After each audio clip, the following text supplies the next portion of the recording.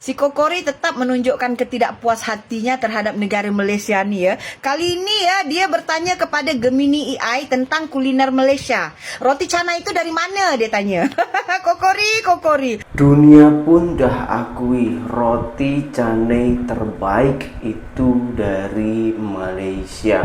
Teruntuk Kokori, kau jangan memecah belahkan dengan senjata-senjatamu antara Indonesia dan juga Malaysia. Tengok berkah Hari Raya Aidil Adha hari ini begitu harmonisnya. Ini tuh melancong tapi rasanya macam balik kampung. Itulah kata-kata yang sering saya dengar ketika makcik dan pakcik yang datang dari Malaysia ni sampai ke sini. Apa yang bisa menyatukan dua negara hanya dalam satu meja makan. Bukan politik, bukan diplomasi, tapi rasa berbagi lewat roti puri dan kuah kari.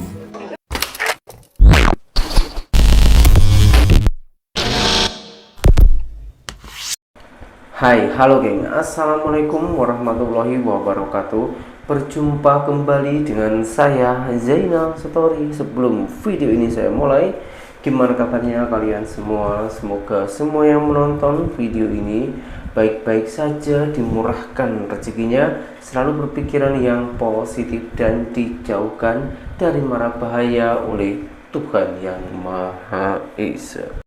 Banyak persamaan-persamaan antara Indonesia dan juga Malaysia, geng. Dari segi budaya, kuliner, dan lain-lainnya banyak sangat. Dan persamaan-persamaan yang mirip ini yang membuat selalu pro dan kontra antara Indonesia dan juga Malaysia soal klaim sanalah, klaim sinilah. Lagi-lagi jika Malaysia buat hal yang mendunia, yang kemarin sarapan diakui oleh UNESCO, lepas itu dan lain-lainnya, beberapa jenis makanan ataupun budaya-budaya, bahkan dari pakaian, ramai apabila orang Malaysia membuat hal itu ataupun berjaya dengan seni dan juga budaya.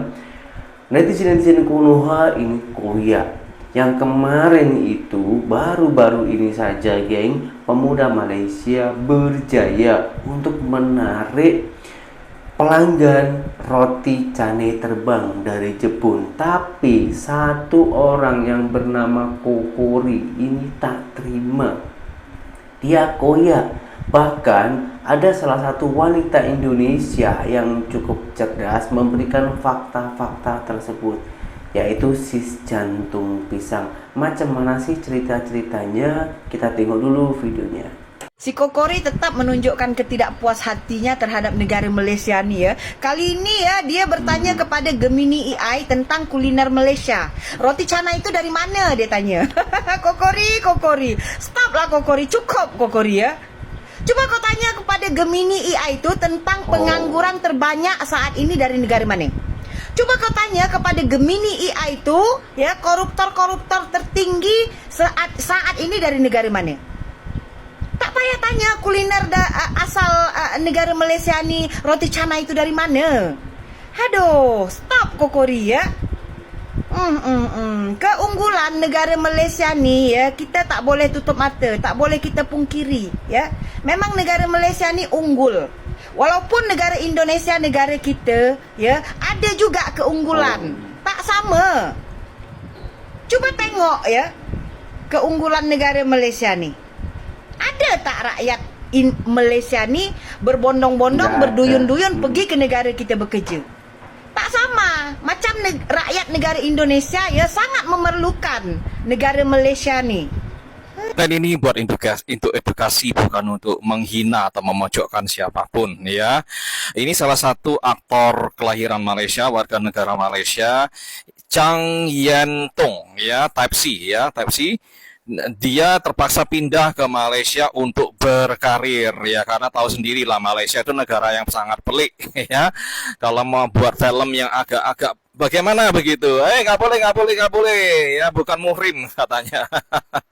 Padahal gandengan tangan doang ya. Dan Banyak sekali warga negara Malaysia, khususnya Type C, yang punya bakat seni dan aktor keartisan itu terpaksa harus hijrah ke Singapura, ke Taiwan, ke Hong Kong, Tiongkok, maupun ke Amerika Serikat, ke Hollywood. Contohnya Michelle Yeoh untuk mengembangkan karirnya. Karena apa? Di Malaysia tidak ada namanya kebebasan berekspresi. Ya, semuanya dikontrol oleh negara, termasuk film. Ada lembaga sensor, dikit-dikit disensor, dikit-dikit nggak boleh, dikit-dikit nggak boleh, ya. Jadi sulit bagi artis-artis Malaysia, khususnya yang Type C, ya, untuk mengembangkan bakatnya, ya, potensi mereka. Sebab itu mereka harus hijrah ke negara-negara lain yang lebih menghargai kebebasan berekspresi, ya. Dan tentunya duitnya harus lebih bagus, ya. Kalau enggak, ya mereka nggak pintar. Nah, orang-orang semacam jantung pisang dan geng-gengnya itu selalu mempropagandakan apa Malaysia itu makmur, ya, gajinya besar, toleran dalam tanda kutip, ya. Tapi faktanya bukan seperti itu. Inilah fenomena yang sebenar-benarnya terjadi di Malaysia, ya. Banyak artis aktor Malaysia yang terpaksa berhijrah, mencari uang lebih dan mencari kebebasan berekspresi dan potensi mereka untuk mengembangkan diri mereka, ya. Nah, aktor ini tinggal di Singapura, rupanya ada orang yang mengenalinya dan dia sedang menjaga sebuah kedai makan, ya. Nggak tahu punya sendiri atau dia itu pegawainya. Mungkin dia sedang mengalami masalah pribadi. Usianya mulai bertambah dan bintang keartisannya itu sudah mulai meredup, ya. Bagi yang mau tahu lebih lanjut, mau kepo, silakan di Google sendiri. Namanya Chang Yentung, ya, artis aktor dari Malaysia yang tinggal di Singapura. Oke, sebegitu aja dari saya. Teman-teman waspada propaganda di media sosial, ya. Apa yang mereka dongengkan tidak seindah ya.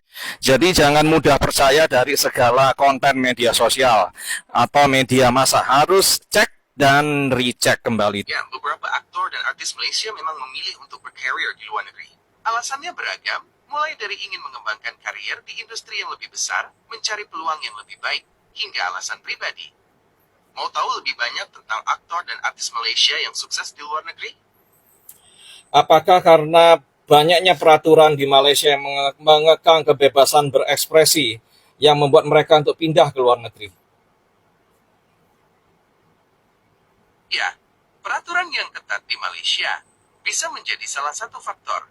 Beberapa artis merasa lebih bebas berekspresi di negara lain, tapi ada juga faktor lain seperti peluang karier yang lebih besar dan bayaran yang lebih tinggi. Mau aku carikan contoh artis Malaysia yang sukses di luar negeri? Silakan, berikan daftarnya. Tentu, salah satu contohnya adalah Michelle Yeoh, aktris Malaysia yang meraih popularitas internasional dan bahkan memenangkan Piala Oscar. Ada juga Henry Golding yang sukses di Hollywood. Apakah kamu ingin tahu lebih banyak tentang Michelle Yeoh atau Henry? Oke lah, di sini tak payah debat-debat lah. Yang sebetulnya asal usul roti canai itu dari mana? Kita tengok dulu penjelasan dari orang Malaysia sendiri. Mana di Malaysia ni boleh wujud roti canai. Jadi roti canai ni satu yang keunikan dia cuma wujud di dua buah negara je. Pertama Malaysia, kedua Singapura. Kerana apa? Kerana dengar ada Korea India. Tapi kita tahu di negara India tak ada roti canai. Okay, jadi bila kita sebut pasal Malaysia dengan Singapura, kita kena tahu sebutan roti canai ni berbeza. Okay, di Malaysia kita panggil roti canai, kita semua tahu, dan di Singapura mereka tak panggil roti canai, tetapi mereka panggil sebagai roti prata. Okay, dia ada banyak cerita kenapa dipanggil roti prata di Singapura. Okey, prata ni berasal daripada nama Hindi. Okey, kalau dapat kita pergi ke selatan negara India, dia takkan ada perkataan prata. Prata ni lebih kepada India Utara yang menggunakan bahasa Hindustan, bahasa Hindi. Jadi perkataan roti prata di Singapura dikatakan diambil daripada roti yang berasal daripada utara India pada zaman tersebut, iaitu paratha, yang membawa maksud flat bread ataupun roti lepe. Jadi makanan di India ataupun jenis roti yang seiras dengan roti prata ataupun roti canai di Singapura adalah Malabar Prata. Okey, Malabar ni terletak di mana? Malabar ni terletak di kawasan utara India lah. Jadi di kawasan ini ada Malabar Prata, walaupun dia punya konsep tetap tidak 100% sama, tapi itu adalah roti yang paling seiras dengan roti prata ataupun roti canai yang ada di Singapura. Jadi daripada segi nama, untuk roti canai di Singapura iaitu roti prata, dikatakan diambil daripada nama paratha itu sendiri, perkataan paratha yang berasal daripada India Utara. Kita balik ke Malaysia mengenai roti canai. Okay, roti canai ni nama tu daripada mana? Okey, jadi bila kita bincang pasal roti canai, dia ada dua versi. Satu pertama dia cakap roti canai ni diberikan nama roti canai disebabkan oleh daripada roti dough tepung tu yang dicanai dan kemudian ditebar oleh pembuat roti canai lah. Itu panggil roti canai. Tapi teori tu mungkin ada yang tak apa setuju. Ada yang cakap roti canai ni mungkin dirujuk kepada kawasan Chennai di India yang mempunyai satu menu yang seiras dengan roti canai, iaitu parota. Jadi parota ni lah saya kata tadi, roti yang deep fry sedikit. Rupa dia lebih kurang macam roti canai selepas dah digoreng, cuma different sikit lah daripada segi tekstur sebab dia lebih berminyak. Jadi kita nak cerita macam mana sejarah dia boleh wujud menu roti canai ni di Malaysia. Sejarahnya bermula apabila British mula menjajah kawasan Nusantara dan British menjajah kawasan Tanah Melayu, Singapura, dan British telah membawa ramai-ramai kemasukan buruh daripada India untuk bekerja di Tanah Melayu. Jadi kemasukan buruh-buruh India ni biasanya berasal daripada Tamil Nadu yang akan dibawa untuk menjaga estate, untuk menjaga ladang-ladang getah di Malaysia. Jadi seiring dengan peredaran zaman, selepas generasi kedua, generasi ketiga yang telah lahir di Tanah Melayu atau Singapura, mereka pun generasi-generasi baru ni dah tak adalah nak kerja dekat estate lagi. Jadi mereka dah mula, ada yang masuk dalam dunia pendidikan, ada yang dah mula menceburkan diri dalam bidang perniagaan. Dan salah satu aspek perniagaan yang diceburi oleh masyarakat India pada ketika itu adalah makanan. Jadi makanan yang mereka bawakan pada ketika itu, mereka bawakan roti yang dicanai. Roti yang dicanai ini dibawa oleh masyarakat India yang membuka kedai-kedai makan, dan kita tahu mereka punya kombinasi roti canai ini mesti datang dengan teh tarik. Jadi teh ni memang dikenali di India lah dengan nama chai. Jadi dia tak pelik untuk masyarakat India bawa minuman teh tu sehingga menjadi makanan kegemaran. Dan dia kalau kita makan roti canai ni, dia mesti datang dengan kombinasi teh tarik atau teh ais. Tapi kalau saya teh tarik lah paling layan kan. Jadi kesannya beberapa tahun, orang kata dah 100 tahun selepas itu, makanan roti canai ini menjadi satu ikon atau menjadi satu budaya di Malaysia. Sehingga kan pada hari ini kalau kita pergi ke London, dia ada satu banyaklah sekarang kedai-kedai roti canai tau. Kedai roti canai ini bukan dibawa oleh masyarakat warga negara India, tapi dibawakan oleh orang Malaysia. Bawa makanan roti canai ini ke London, ke kota-kota besar Eropah yang lain. Kita dah boleh kata roti canai ini adalah makanan identiti Malaysia. Dia adalah milik Malaysia dan juga Singapura. Jadi gini geng, setelah saya telusuri, saya bertanya-tanya kepada orang-orang sana. Ini kalau mohon maaf ya, kalau salah boleh dibenarkan ya, boleh dibetulkan ataupun berikan saran kepada saya, karena saya cerita hari ini juga sesuai dengan cerita orang-orang sana. Pada awal-awalnya Malaysia, kenapa di Malaysia itu ramai berbagai macam-macam kaum. Ada orang Thailand yang dari nenek moyangnya itu sampai saat ini dah ada, dari sejak nenek moyangnya. Begitupun orang Indonesia, dari nenek-neneknya itu dah ada di Malaysia. Maka dari itu sampai saat ini ramai orang-orang Indonesia yang berada di Malaysia. Nah, begitupun juga orang India pun juga macam itu. Awal-awalnya itu hanya bekerja ke Malaysia, tapi semua kaum-kaum tersebut itu membawa budaya ataupun kuliner-kulinernya tersebut itu macam sebuah hadiah lah, karena Malaysia telah membuka lapangan pekerjaan dan juga membantu perekonomian dia orang. Maka dari itu dikembangkanlah budaya-budaya tersebut di Malaysia, dan Malaysia begitu pandainya ketika tahu kuliner-kuliner tersebut, Malaysia membungkusnya dengan secara rapi dan juga lebih sedap lagi. Bukan Malaysia mengklaim, bukan Malaysia mengakui, tapi memang Malaysia sudah membungkus ataupun mengupgrade yang terbaru, merenovasi makanan-makanan ataupun kuliner tersebut, dan orang India sana pun juga welcome. Nggak ada cakap ini klaim, memang sudah dari nenek moyangnya itu juga macam itu. Dan kalau soal batik yang diklaim Indonesia, Malaysia, itu memang dari nenek moyang kita ini dah sama geng. Sama-sama kita ada batik, ada dan lain-lainnya. Jadi kita sebagai generasi muda ini hanya untuk meneruskan ataupun melestarikan budaya-budaya dari nenek moyang kita. Jadi kita tak punya hak lah ya untuk mengklaim sana, mengklaim sini, ini milik siapa, ini milik siapa.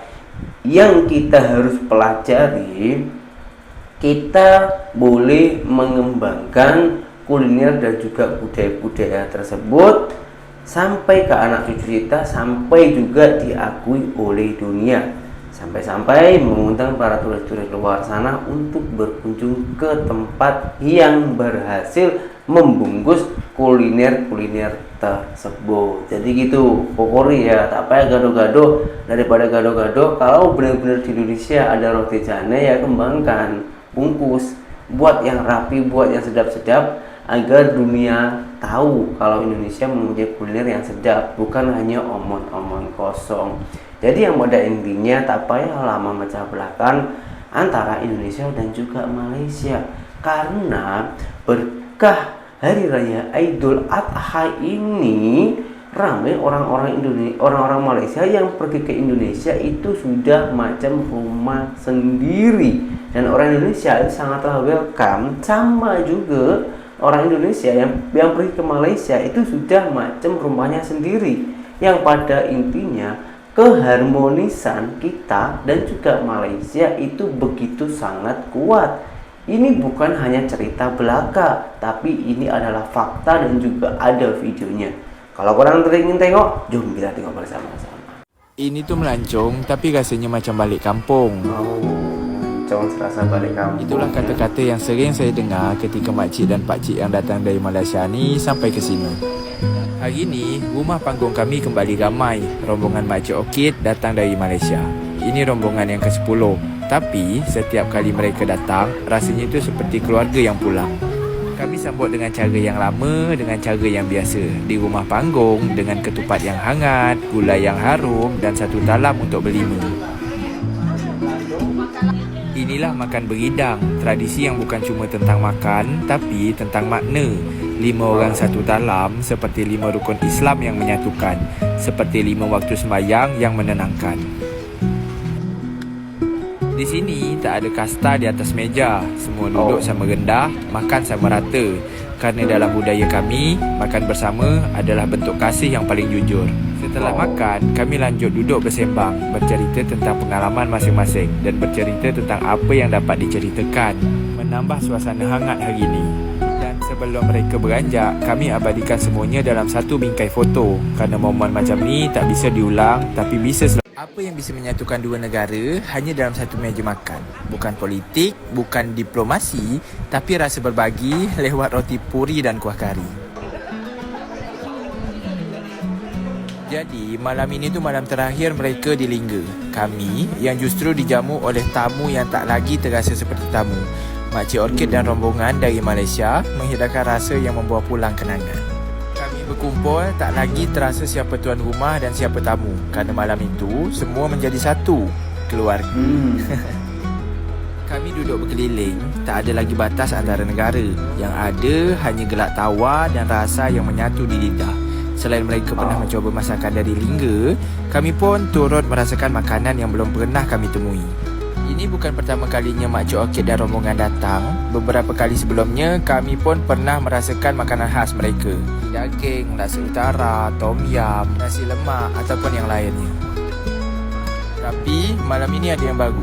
Roti puri, satu menu yang membawa jejak budaya India, dibalut dalam rasa Melayu yang hangat. Kami tak hanya kenyang lewat makan, tapi juga lewat rasa ingin tahu macam mana makanan bisa jadi pintu menuju cerita yang tak pernah kami dengar sebelumnya. Ternyata memang betul, makanan bukan hanya soal rasa, tapi tentang mendekatkan yang jauh, menyatukan yang beza. Malam ini, kami juga belajar bahawa meski beza bendera, lidah kami saling memahami. Tak ada yang asing, semua terasa dekat, macam keluarga yang lama tak berjumpa, dan akhirnya kembali berjumpa. Terima kasih banyak-banyak telah menonton video ini sampai selesai. Dan inilah fakta-fakta keharmonisan Indonesia dan juga Malaysia. Meskipun sering bergaduh dalam media sosial, tapi pada faktanya kita sangat-sangat saling menghargai. Nah, terus kembali lagi teruntuk Kokori, semoga Kokori cepat diberi kesadaran diri agar tak membuat selalu provokator pro dan kontra antara Indonesia dan juga Malaysia. Sekian, terima kasih dari saya. Assalamualaikum warahmatullahi wabarakatuh. Bye bye.